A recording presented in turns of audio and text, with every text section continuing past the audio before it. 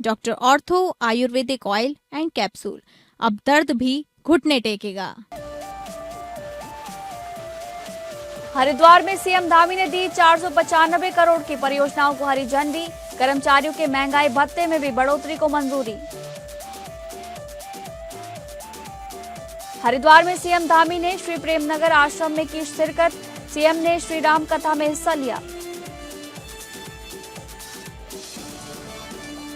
बद्रीनाथ चंदा चोरी मामले में प्रमोद नौटियाल के खिलाफ एफआईआर दर्ज। पहले निलंबन, अब पुलिस जांच का सामना करना पड़ेगा। 3 सदस्यीय जांच समिति गठित। हरिद्वार में लग्जरी बसों के विरुद्ध विशेष प्रवर्तन अभियान। विभिन्न स्थानों पर सख्त वाहन जांच, फिटनेस, बीमा, लाइसेंस की हो रही है गहन पड़ताल।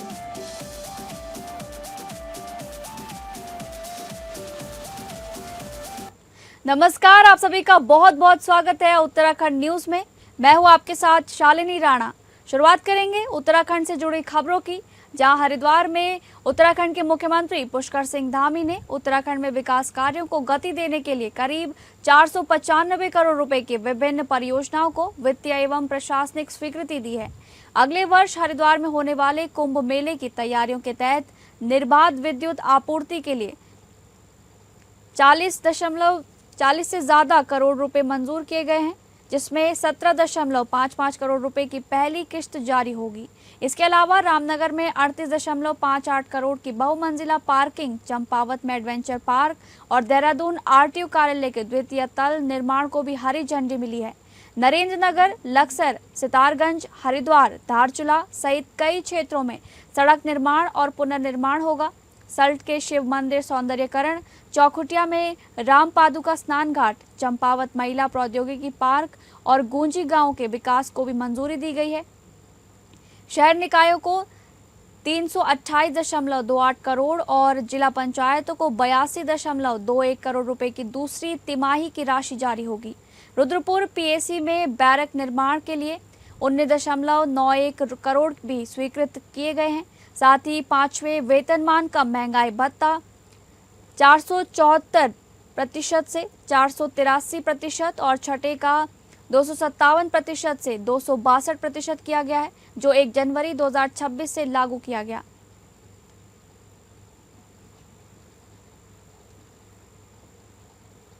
अगली खबर का रुख करेंगे, जहां पर उत्तराखंड के मुख्यमंत्री पुष्कर सिंह धामी ज्वालापुर रोड पहुंचे।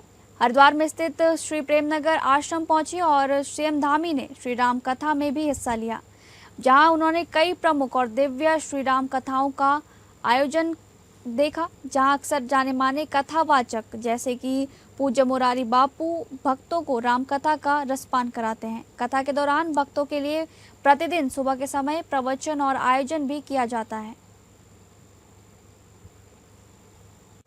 का महापर्व है, इसको और भव्य बनाने के लिए, दिव्य बनाने के लिए हम लगातार काम कर रहे हैं।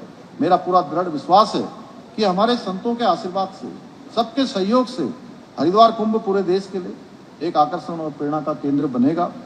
भाइयों बहनों, ये देवभूमि उत्तराखंड हमारे ऋषि मुनियों की तपोभूमि की साधना स्थली रही है और ऐसे पावन भूमि की आध्यात्मिक गरिमा, सांस्कृतिक मर्यादा और यहाँ का देवत्व और इसका मूल स्वरूप, इसकी रक्षा करना, इसका नुकसान न हो, एक करना केवल देवभूमि उत्तराखंड के मुख्य सेवक के नाते मेरा ही नहीं है, बल्कि पूरी दुनिया के लोग ये अपेक्षा करते हैं कि देवभूमि कैसी होनी चाहिए। देवभूमि देवों के नजदीक का सबसे अच्छा स्थान, शुद्ध होना चाहिए, अच्छा होना चाहिए। अगली खबर, चंपावत में मुख्यमंत्री पुष्कर सिंह धामी के आदर्श चंपावत विजन को नई दिशा देने की कवायद तेज हो गई है।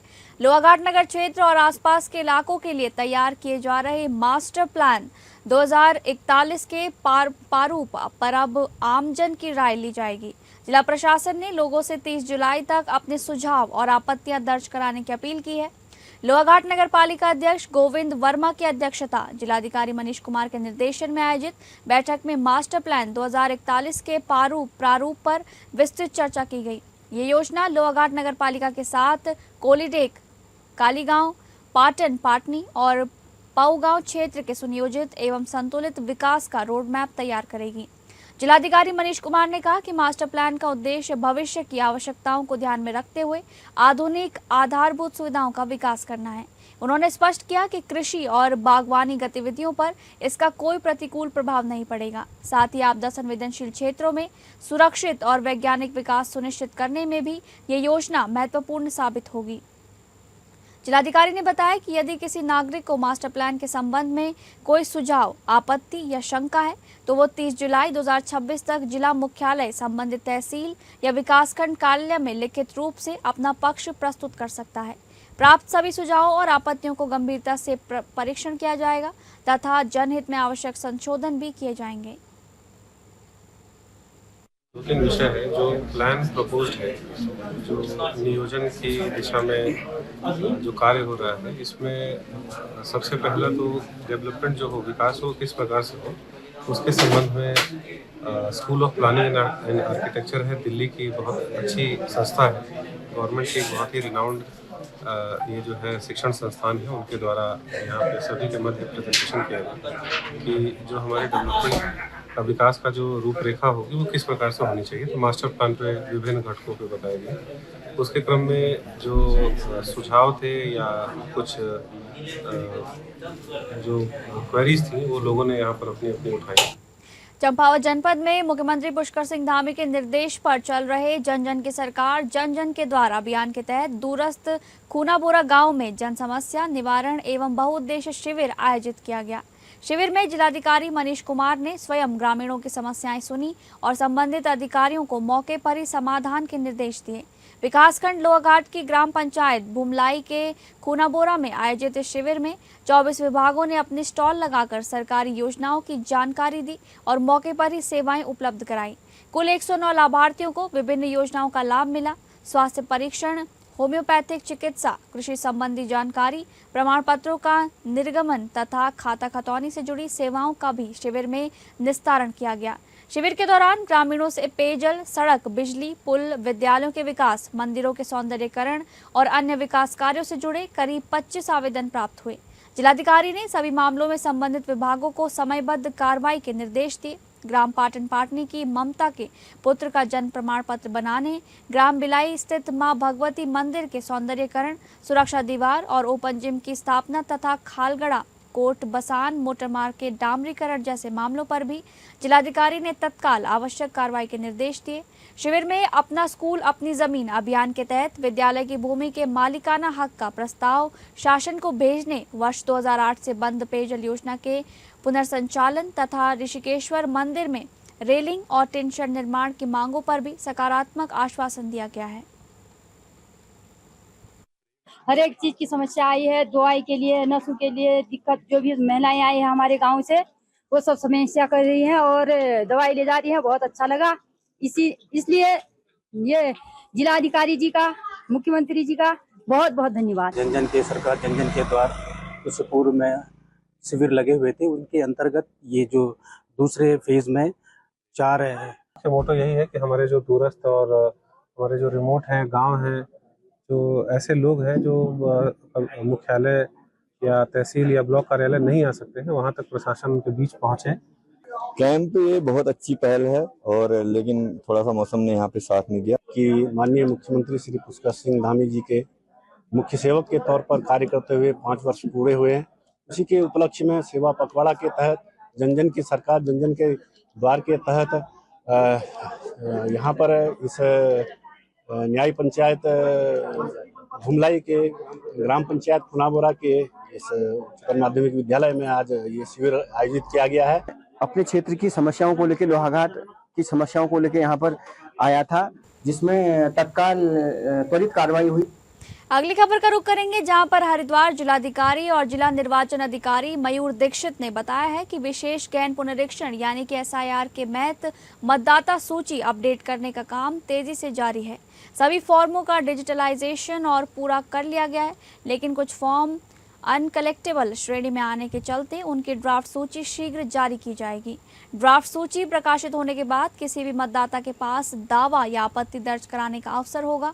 इच्छुक नागरिक संबंधित ERO या जिलाधिकारी कार्यालय में अपने दावे और आपत्तियां दर्ज करा सकते हैं। अगले 2 महीनों तक दावे आपत्तियों की सुनवाई की प्रक्रिया चलती रहेगी, जिसके बाद सभी दावों और आपत्तियों का निस्तारण कर सितंबर महीने में अंतिम मतदाता सूची प्रकाशित कर दी जाएगी। जिलाधिकारी मयूर दीक्षित ने स्पष्ट किया है कि जो भी नागरिक 18 वर्ष की आयु पूर्ण कर चुका है, उसे मतदाता सूची में नाम दर्ज कराने और अपने मताधिकार का प्रयोग करने का पूरा अधिकार है।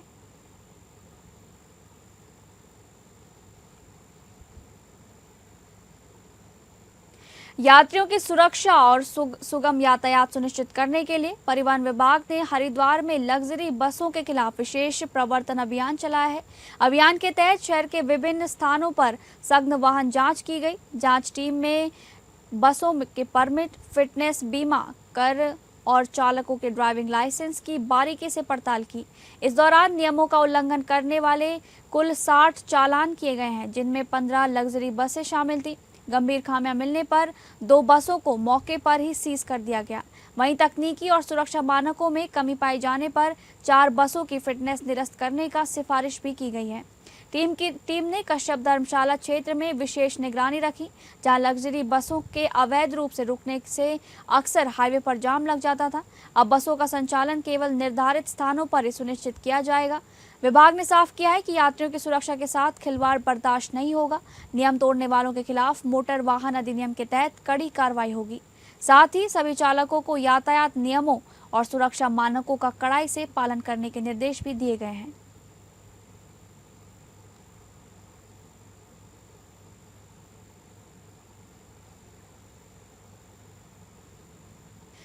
बीकेटीसी यानी कि बद्रीनाथ मंदिर में चढ़ावे से जुड़े मामले में बीकेटीसी की शिकायत पर बद्रीनाथ थाने में मुकदमा दर्ज किया गया है। बीएनएस की धारा 306 और 316 उपधारा 5 के तहत कार्रवाई की गई है। बद्रीनाथ केदारनाथ मंदिर समिति के अध्यक्ष कार्यालय में तैनात व्यक्तिगत सहायक प्रमोद नौटियाल की मुश्किलें बढ़ गई हैं। विभागीय जांच और निलंबन की कार्रवाई के बाद अब उनके खिलाफ पुलिस ने भी मुकदमा दर्ज कर लिया है। बीकेटीसी के मंदिर अधिकारी युद्धवीर पुष्पबान की लिखित तहरीर पर थाना बद्रीनाथ में 8 जुलाई 2026 को एफआईआर दर्ज की गई है। तहरीर के मुताबिक 2 जुलाई 2026 को सोशल मीडिया के माध्यम से बद्रीनाथ मंदिर में हुई कथित वित्तीय अनियमितता की सूचना मिलने के बाद मंदिर समिति ने मामले की जांच के लिए 3 सदस्यीय जांच समिति गठित की थी। प्रारंभिक जांच में संबंधित कार्मिक प्रमोद नौटियाल द्वारा प्रथम दृष्टया मंदिर धनराशि को सुबह करीब 9 बजे से 9:30 बजे के बीच कथित रूप से अनधिकृत तरीके से धनराशि उठाए जाने की पुष्टि होने का उल्लेख किया गया है। इसके बाद 7 जुलाई को बीकेटीसी ने प्रमोद नौटियाल को तत्काल प्रभाव से निलंबित कर दिया था। समिति ने माना था कि उन्हें पद पर बनाए रखने से निष्पक्ष जांच प्रभावित होने की आशंका है। अब बीकेटीसी की ओर से पुलिस में तहरीर दिए जाने के बाद मामला विभागीय जांच से आगे बढ़कर आपराधिक जांच के दायरे में पहुंच गया है। हालांकि एफआईआर दर्ज होना आरोपों की अंतिम पुष्टि नहीं है। मामले में दोष या निर्दोषता का निर्धारण पुलिस जांच और आगे की न्यायिक प्रक्रिया के आधार पर होगा।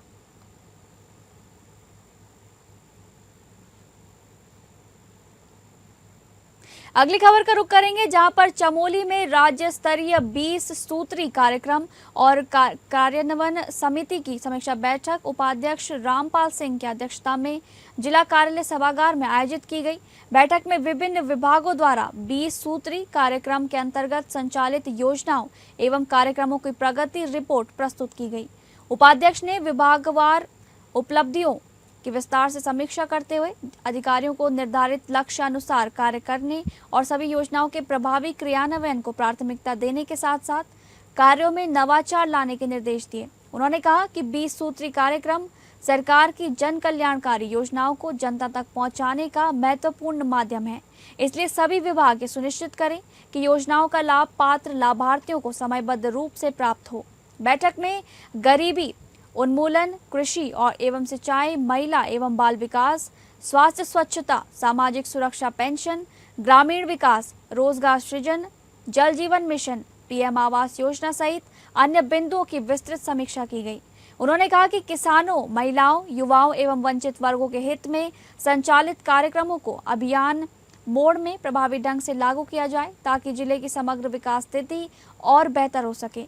बैठक में उपस्थित अधिकारियों को प्रगति रिपोर्ट नियमित अपडेट करने, लाभार्थी सर्वेक्षण तेज करने तथा विभागों के बीच समन्वय मजबूत करने के भी निर्देश दिए गए हैं। कि आदरणीय पुष्कर सिंह धामी जी की ये सरकार है और उनका कहना है कि जो ज़मीन पे आखिरी पायदान पे खड़ा हुआ व्यक्ति है, विकास की किरण अगर उस तक नहीं पहुंचती है तो हम मानते हैं कि वो विकास हुआ ही नहीं है। यही हमारे पार्टी का ध्येय वाक्य है। तो आदरणीय पुष्कर सिंह धामी जी ने हम लोग को इसी उम्मीद से भेजा है कि नीचे लेवल पर जाके हम लोग समीक्षा करें कि जो सुविधाएं, जो घोषणाएं या जो योजनाएं बनाई गई हैं आम आदमी के लिए, वो आम आदमी तक पहुँच रही है या नहीं पहुँच रही है। इसी के निमित्त आज एक कार्यक्रम था यहाँ पर और उसमें समीक्षा बैठक की गई है और मुझे अच्छा लगा कि यहाँ पर जो अधिकारी हैं वो अपने लेवल पर कुछ मुद्दों को छोड़ दिया जाए तो ज़्यादातर सब कोऑपरेटिव अधिकारी हैं। अगली खबर, चमोली जिले में सेवा सुशासन और समर्पण के अंतर्गत सेवा पखवाड़ा बड़े ही धूमधाम से मनाया जा रहा है। इसी के तहत खेल विभाग चमोली द्वारा क्रॉस कंट्री दौड़ प्रतियोगिता आयोजित की गई। इस अवसर पर विभिन्न खेल प्रतियोगिता के विजेताओं को सम्मानित किया गया। जिला क्रीड़ा विभाग द्वारा रजत जयंती वर्ष के अवसर पर विभिन्न आयु वर्ग में आयोजित क्रॉस कंट्री दौड़ का शुभारंभ आज स्पोर्ट्स स्टेडियम गोपेश्वर में किया गया। ये दौड़ स्टेडियम से प्रारंभ होकर नगर के विभिन्न भागों से होते हुए वापस स्टेडियम पहुंची। ये प्रतियोगिता बालक बालिकाओं के अंडर 14, 17, 21 और ओपन आयु वर्ग में आयोजित की गई। प्रतियोगिता के समापन पर विभिन्न विजेताओं को खेल विभाग द्वारा पुरस्कृत भी किया गया। प्रभारी जिला क्रीड़ा अधिकारी मोहित सिंह ने बताया कि सेवा पखवाड़ा के अवसर पर खेल विभाग द्वारा जनपद स्तरीय क्रॉस कंट्री दौड़ खेल प्रतियोगिताओं का आयोजन किया गया। प्रतियोगिता के विजेताओं को पुरस्कृत भी किया गया। क्रॉस कंट्री दौड़ में प्रथम आने वाले विजेता खिलाड़ियों ने कहा कि सेवा पखवाड़ा के अवसर पर क्रॉस कंट्री दौड़ में भाग लिया गया है। उन्हें खेल विभाग द्वारा पुरस्कृत भी किया गया। पुरस्कार पाकर वे बेहद खुश हैं। अंकित में आज ये गोपेश्वर में क्रॉस कंट्री का आयोजन था तो इसमें हमने प्रतिभाग किया जिसमें मेरा प्रथम स्थान आया, जिसमें बहुत अच्छा लगा कि प्रथम स्थान आया। और ये ऐसे हमें मौके देने के लिए यहाँ गोपेश्वर स्टेडियम में हर बार ये क्रॉस कंट्री का आयोजन किया जाता है जिसमें बहुत बच्चे बढ़ चढ़ के छोटे बड़े भाई मेरे प्रतिभाग करते हैं। और छोटे भाइयों का यही कहना है कि फर्स्ट नहीं आए, सेकंड नहीं आए, कोई बात नहीं, अपने आपकी प्लेस नहीं पड़ी है कि कंटिन्यू आप तैयारी करते रहते रहो। मेरा नाम दिया रावत है और मैंने आज क्रॉस कंट्री में पार्टिसिपेट किया। आज खेल परिषद द्वारा मुझे सम्मानित किया गया और मैं गोपीनाथ फिजिकल एकेडमी से हूँ। मेरा नाम अनमोल बिष्ट है, मैं रायका ब्राह्मण से हूँ। आज यहाँ गोपेश्वर खेल विभाग द्वारा आयोजित क्रॉस कंट्री दौड़ में मैंने प्रथम स्थान प्राप्त किया है। सेवा सुशासन पखवाड़े के अंतर्गत यहाँ पर आज खेल विभाग चमोली द्वारा और जिला प्रशासन के समन्वय से बालकों की, बालिकाओं की, महिला पुरुषों की यहाँ पर क्रॉस कंट्री रेस प्रतियोगिता का आयोजन किया गया है। अगली खबर का रुख करेंगे जहां पर रुड़की गंगनहर पुलिस को बड़ी कामयाबी हाथ लगी है। पंजाब निवासी युवक को 2 करोड़ रुपए कीमत की हेरोइन के साथ गिरफ्तार किया गया है, जिसका खुलासा एसएसपी हरिद्वार ने रुड़की गंगनहर कोतवाली में करते हुए बताया कि 2 करोड़ रुपए कीमत की हेरोइन के साथ पकड़ा गया अभियुक्त पंजाब का रहने वाला है, जिसको रुड़की गंगनहर कोतवाली क्षेत्र से गिरफ्तार किया गया है। पुलिस आगे की जानकारी जुटा रही है कि यह हेरोइन कहां से खरीद कर लाया था और आगे किसको सप्लाई करनी थी। पंजाब का रहने वाला है, ये अरेस्ट हुआ है और इसकी कस्टडी से 980 ग्राम हेरोइन बरामद हुई है, जो कि कमर्शियल क्वांटिटी है।